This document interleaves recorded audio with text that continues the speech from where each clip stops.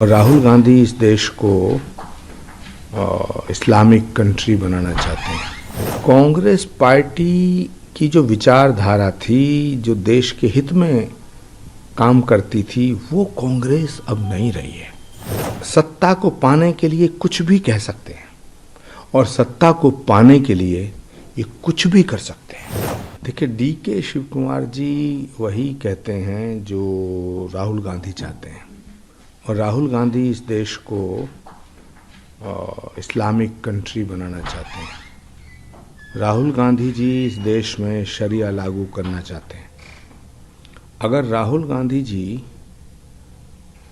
DK Shiv Kumar ji की बात से सहमत नहीं हैं, तो फिर उनके खिलाफ कार्रवाई करनी चाहिए, उन्हें नोटिस देना चाहिए। लेकिन राहुल गांधी जी चुप हैं, खामोश हैं। इसका मतलब है कि बाबा साहब अम्बेडकर के द्वारा जो संविधान रचा गया, जिसमें स्पष्ट रूप से लिखा गया है कि किसी जाति और धर्म के नाम पर आरक्षण नहीं दिया जाएगा, नहीं दिया जाना चाहिए, तो DK शिव कुमार जी का जो बयान है वो बाबा साहब अम्बेडकर जी की उस मूल भावना के खिलाफ है। देखिए, कांग्रेस पार्टी की जो विचारधारा थी, जो देश के हित में काम करती थी, वो कांग्रेस अब नहीं रही है। अब राहुल गांधी जी और उनके चंगू मंगू और चपड़ कनातियों की कांग्रेस है, जो टोटली एंटायर गैंग वामपंथी हो चुका है और अराजकतावादी सोच, जातिवादी सोच उन पर हावी हो चुकी है।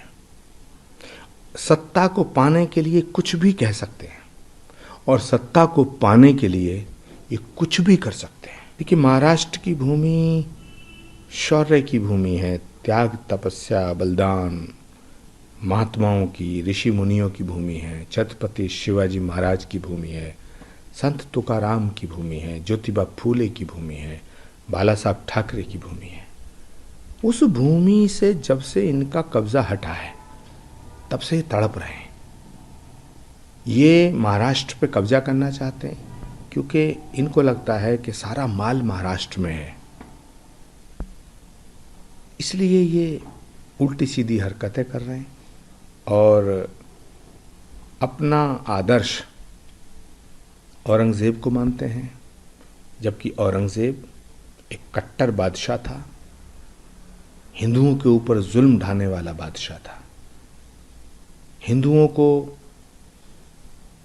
मुसलमान बनाने की उसकी ख्वाहिश थी, करोड़ों हिंदुओं को मुसलमान बनाने का उसका सपना था, सनातन को मिटाना चाहता था, भारत में शरिया लागू करना चाहता था।